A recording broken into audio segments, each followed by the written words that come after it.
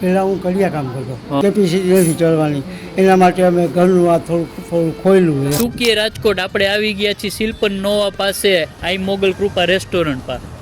તમારું નામ શું? મહેન્દ્રભાઈ કા. મહેન્દ્રભાઈ. તો મહેન્દ્રભાઈ, આ તમે ચાલુ કર્યું રેસ્ટોરન્ટ કેટલા દિવસ થયા? હજી તો ત્રણ દિવસ 4 દિવસ જેવું થયું. 3 દિવસ થયા. અચ્છા. અને તમે પહેલા શું બિઝનેસ કરતા? પહેલાં હું કડિયા કામ કરતો. હા, હવે ઉંમર પ્રમાણે 10-12 બાર ચડી ન હતી.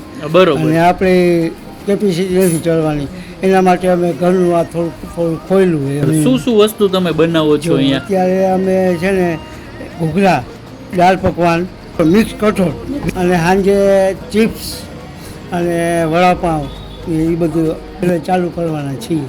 આપણે મહેન્દ્રભાઈની સ્ટોરી આપણે કવર કરી કે કેવી રીતે કડિયા કામ કરતા અને પછી નાનું છે પણ પોતાનું છે એવું રેસ્ટોરન્ટ ચાલુ કર્યું છે મહેન્દ્રભાઈએ.